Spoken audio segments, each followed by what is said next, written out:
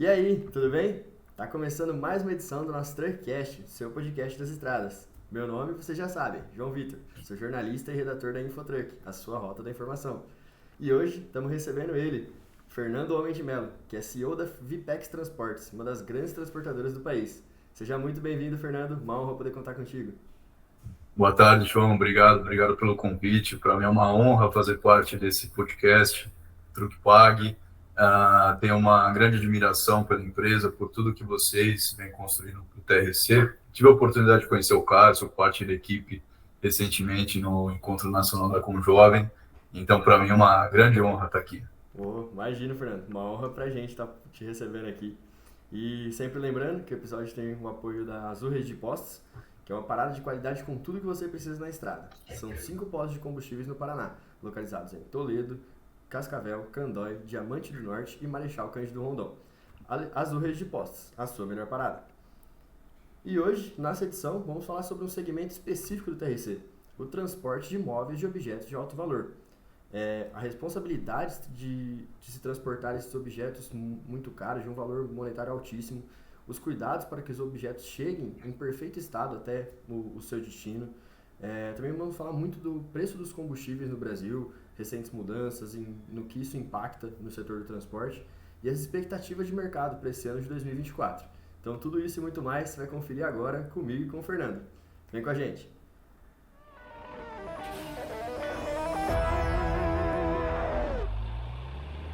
Bom, então pra gente começar, Fernando, queria que você contasse um pouquinho dessa história pra galera te conhecer, como foi seu começo no setor, seu começo com a Vipex, como que o transporte de imóveis de alto padrão entrou na sua vida. Conta um pouquinho pra galera. Perfeito, João. Bom, a história da Vipex começa há mais de 5 décadas. A empresa foi fundada pelo meu avô, um imigrante espanhol. Chegou no Brasil com 35 anos de idade. Na época, a Espanha estava passando por uma grave crise econômica, né? Estava na ditadura do General Franco. E aí, meu avô, com 35 anos de idade, ansioso por novas oportunidades enfim, de vida, de crescimento, decidiu se mudar para o Brasil, desembarcou no Porto de Santos, sem R$ 1 no bolso, e aí chegou a dormir alguns dias na Praça da Sé, uma situação econômica assim, muito complicada de fato, e acabou conseguindo um emprego na Cerati, uma empresa bastante tradicional de embutidos. E por lá ele trabalhou por alguns anos, sempre com muita disciplina, com muita dedicação, foi juntando algumas economias e finalmente conseguiu comprar seu caminhãozinho, carroceria aberta. E assim, infelizmente não tive a oportunidade de conhecê-lo pessoalmente, mas meu pai comenta que ele era um comunicador assim nato, muito bom de relacionamento. Então conhecia bastante gente. Em um determinado dia surgiu uma demanda para ele fazer uma entrega de poltronas de São Paulo para o Rio de Janeiro. Naquela época já era difícil alguma empresa que fizesse esse tipo de serviço. E aí, pois bem, ele sempre topando, querendo crescer, não titubeou, pegou essa carga, chegou lá no Rio de Janeiro, fez a entrega com excelência, e lá no Rio de Janeiro surgiu uma demanda inversa, para trazer do Rio de Janeiro para São Paulo. Assim ele fez, e naquele momento ele identificou essa necessidade, essa demanda latente do mercado por esse tipo de logística especializada em móveis de alto padrão. Lá se vão 50 anos de história, hoje a Vipex é referência nacional dentro desse segmento, e a minha história na companhia começou em 2018, João. Na época eu estava no último ano de faculdade, sempre assim os assuntos de domingo dentro de casa sempre foram a empresa desde pequeno, mas de fato a minha atuação junto ao negócio começou no último ano de faculdade. Na época eu fiz um estágio na nossa unidade de Sumaré e me recordo até hoje. Em dezembro, uma quinta-feira, eu fiz a apresentação do meu TCC, consequentemente me formei na faculdade e na segunda-feira já estava de volta em São Paulo para trabalhar aqui na nossa matriz em Guarulhos. Lá se vão 5 anos, muitos desafios, muitas oportunidades, muito crescimento. E, cara, é muito bacana isso, porque o desafio da empresa familiar, que a gente costuma conversar até com os colegas da Conjovem, é garantir a perenidade do negócio. Então, quando a gente tem uma transição de uma geração para outra, geralmente envolve muitas coisas além dessa transição, é cultura, uma série de desafios.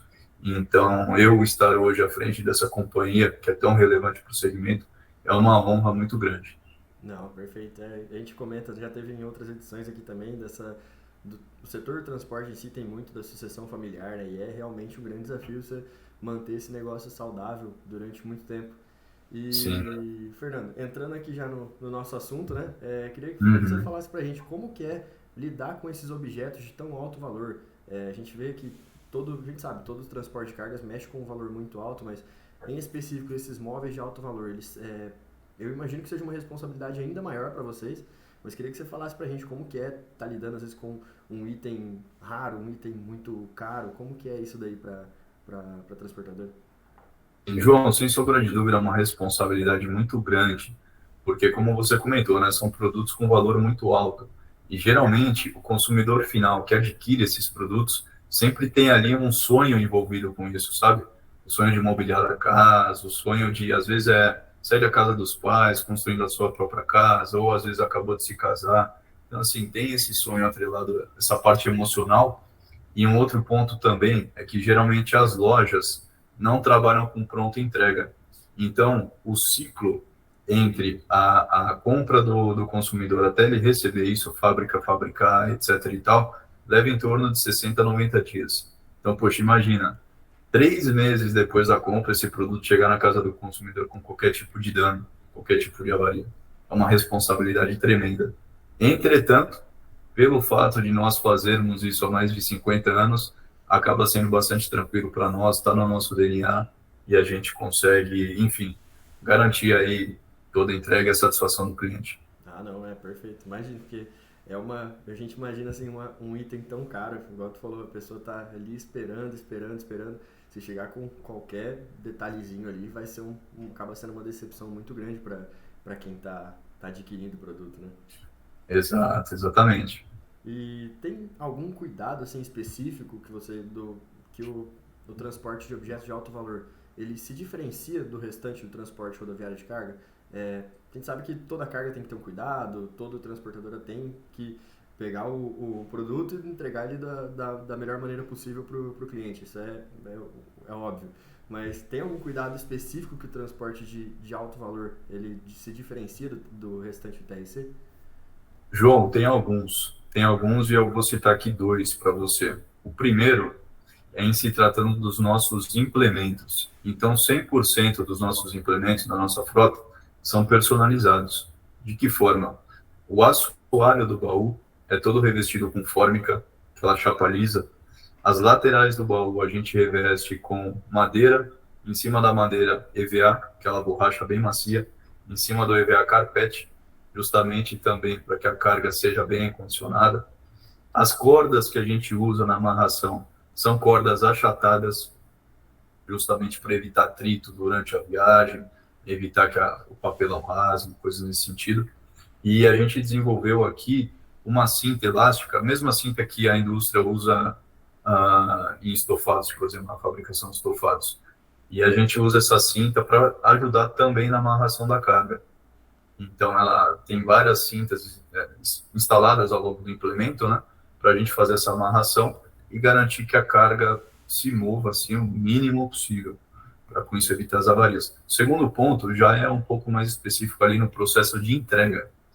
Então, como que funciona hoje, por exemplo, uma entrega no consumidor final? Nossa área de relacionamento com o cliente entra em contato com o cliente para fazer o agendamento dessa entrega. Aí eles têm um checklist ali para verificar uma série de informações, por exemplo, o vão da porta, vão do elevador, às vezes o vão da escada, para garantir que o produto consiga passar. A gente está falando aí tampo de mesa de não sei quantos metros, sofá de não sei quantos metros. Então, assim, é um perfil de carga muito diferente. Então, tem essa série de detalhes, série de atenção. Quando a equipe chega na casa do cliente para fazer a entrega, é pantufa, luva, faz desembala 100% da mercadoria, recolhe esses resíduos para a gente destinar da maneira correta, registra os produtos com fotos. Posteriormente à entrega, a nossa equipe entra em contato para fazer uma pesquisa de satisfação. Então, assim, é um produto muito especializado. Então, poxa, se a gente compara, por exemplo, com o transporte fracionado, que as empresas têm uma quantidade enorme de entregas para fazer, são volumes menores, podem fazer entrega de segunda a segunda, independente do horário, chega, deixa na portaria, vai embora. É um outro processo. Então, assim, eu vejo que isso é bastante específico nosso. Por um lado, é um desafio, né? É um processo um pouco mais moroso, etc. e tal. mas por outro que garante nossa especialização dentro desse segmento. Sim, perfeito. É o que tu comentou, né? Tem que ser, tem vários detalhezinhos que tem que seguir para garantir que vai chegar. E esse acaba sendo um diferencial, né? Você ter todo esse cuidado, tanto é, pré-entrega, como você falou, no transporte, antes da entrega, no momento da entrega, pós-entrega, esse cuidado com o cliente também. Então acaba sendo bem específico mesmo e que faz ter um sucesso com o cliente, né? Sim, sem dúvida. E o Fernando, a gente teve agora umas edições recentes, a gente falou sobre o seguro de cargas aqui no Truckcast. Eu queria te perguntar, tem algum tipo de seguro específico para essas cargas de alto valor, para objetos móveis de um valor de alto padrão? Tem algum tipo de seguro específico para eles ou esse tipo de seguro indifere? Esse seguro indifere, João. Na verdade, tem alguns seguros que algumas transportadoras contratam no sentido de indenização, para cobrir alguma avaria, alguma coisa nesse sentido. Mas aqui a gente trabalha com um seguro obrigatório e com um seguro de desvio de carga. Esse de indenização a gente opta por não contratar, porque o nosso índice é muito baixo. Então, o índice acumulado nesse ano de 2023 está em 0,27% sobre a nossa receita líquida. Então, poxa, se a gente compara isso com o eventual investimento que seria necessário para contratar esse seguro, acaba não valendo a pena. Então, a gente segue dessa forma. Ah, entendi. Não, perfeito. É porque às vezes a gente viu na nossa última edição aqui falando sobre muitos tipos de seguro e tal, então a gente imagina que às vezes possa ter algum seguro relacionado a esses objetos de valor maior.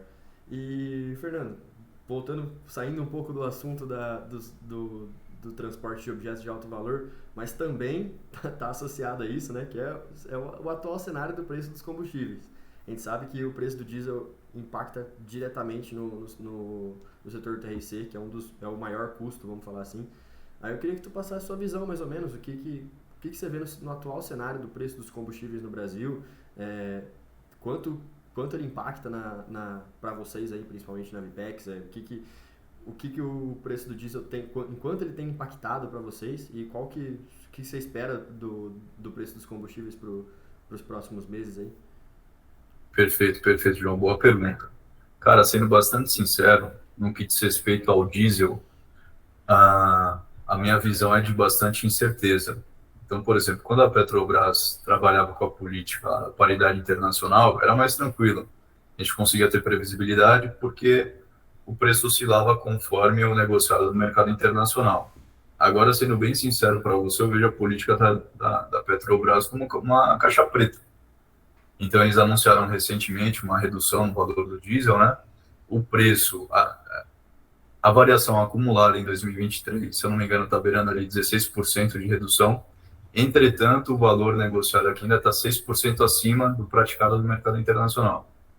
E, além disso, a gente tem questões aí exógenas que podem influenciar também, impactar diretamente nisso, como, por exemplo, o conflito Israel-Hamas, Rússia e Ucrânia, Rússia aí sendo um grande produtor de petróleo, qualquer oscilação ali pode impactar aqui também, recentemente Guiana e Venezuela. Então, assim, é um cenário de bastante incerteza e no que compete a nós, o que está no nosso alcance, é o que eu costumo comentar aqui com o pessoal. A gente precisa ter o custo na ponta do lápis. Qualquer oscilação para cima, cara, a gente precisa tomar as medidas necessárias, seja repassar esse reajuste para os clientes, etc e tal, para garantir a nossa margem no final do dia. Então, é basicamente isso, é algo que acaba impactando bastante. A gente hoje trabalha com agregados, uma parte da frota é agregados, então eles sentem ainda mais que nós, né? Essas variações no diesel, qualquer variação a gente tem que renegociar os fretes, etc e tal. Então gera esse tipo de desconforto. Mas no que diz respeito assim, a previsão é de total incerteza.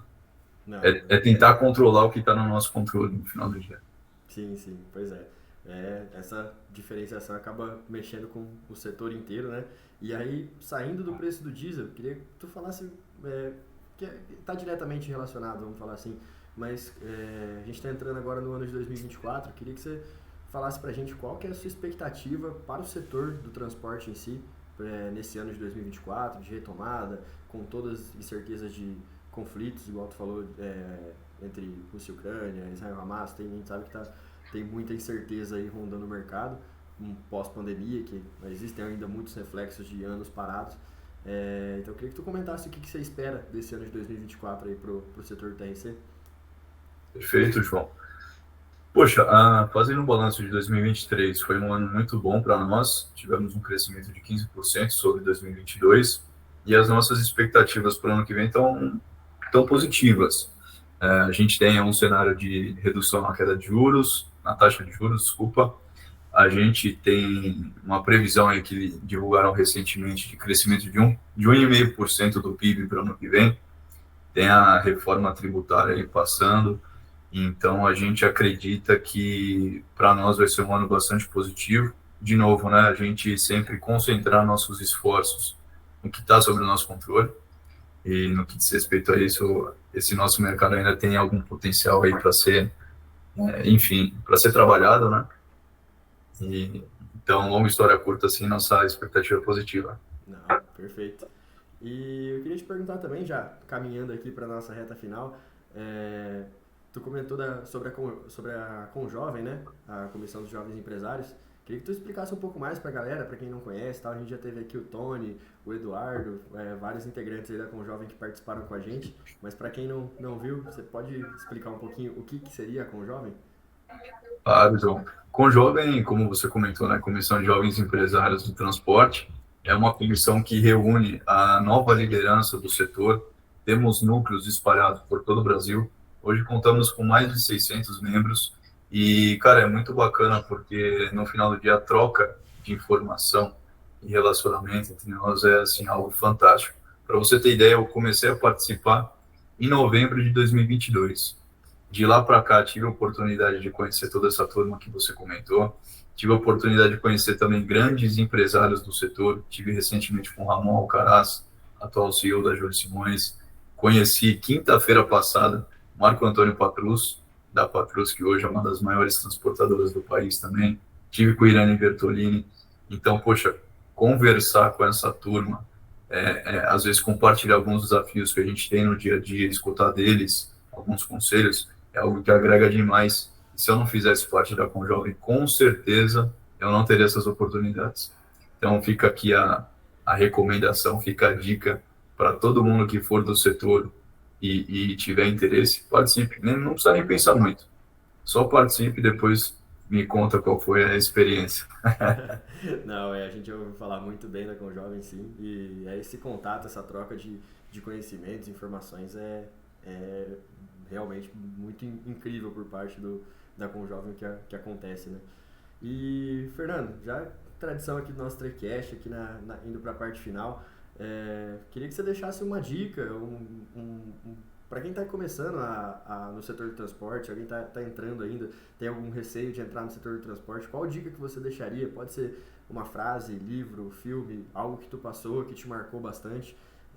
Uma dica para o pessoal que está ouvindo a gente aí, que está começando no setor? Boa pergunta, João, boa pergunta. Cara, eu vou responder aqui extrapolando um pouco do setor de transporte, tá? Eu acredito muito que qualquer tipo de empreendimento, qualquer tipo de negócio, no final do dia, depende única e exclusivamente de pessoas. Então, todas as empresas no mundo são feitas de pessoas no final do dia. Então, o relacionamento interpessoal, a comunicação, são habilidades assim fundamentais, pré-requisitos. E quando eu estava na faculdade, primeiro ano de faculdade, eu nunca me esqueço, eu li um livro, que o título é muito ruim, mas o livro é muito bom, chamado Como Fazer Amigos e Influenciar Pessoas. A partir do momento que eu li aquele livro, virou uma chave na minha cabeça, no sentido da comunicação. Então, poxa, ao invés de falar, vamos escutar. Escutar de forma ativa, escutar de forma genuína.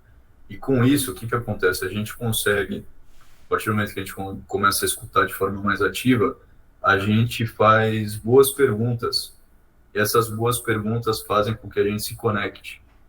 Então, a partir do momento que a gente se conecta e tem um relacionamento bom, as coisas fluem de forma muito mais fácil. A comunicação fica muito mais assertiva. E isso, por exemplo, eu à frente da Vipex hoje, dependo de bastante gente.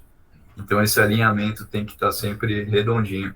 E puxando um gancho um pouco com isso também, extrapolando um pouco do mundo dos negócios, a humildade é um valor fundamental. Então, assim, a gente ser humilde com quem está acima de nós é muito fácil. Poxa, com o Irani Bertolini, Ramon Alcaraz, Marco Antônio Patrus, mas e com quem está abaixo? Os nossos colaboradores, ajudantes, motoristas de Uber, garçom, etc e tal, cara, aí é um pouco mais difícil.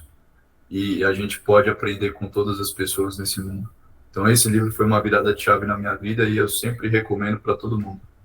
Não, maravilha. E assina embaixo o que tu falou, dessa questão da humildade, eu acho que é o que leva a gente para todos os lugares aí, que a gente teria que ter, Né? tem que ter de ter ser a primeira impressão de todo mundo, né? Sem E dúvida. tenho certeza que a galera anotou as dicas aí. E, bom, por hoje é isso. Nós vamos ficando por aqui. Quero agradecer a presença do Fernando. Fernando, muito obrigado por poder compartilhar sua experiência com a gente. Foi uma honra poder te ouvir e aprender muito contigo também. Tenho certeza que a galera de casa pôde aprender bastante. E também quero deixar as portas do Truncast sempre abertas para ti. Beleza? Muito obrigado, João. Eu que agradeço. Foi uma honra bater esse papo aqui contigo. Oh, que isso, uma honra pra gente. E galera de casa, se vocês gostaram, não esqueça de deixar o like, seguir a gente nas redes sociais, @truckcastbr. Voltaremos sempre semanalmente com muitas novidades sobre o setor do transporte e muito mais. Até a próxima, grande abraço!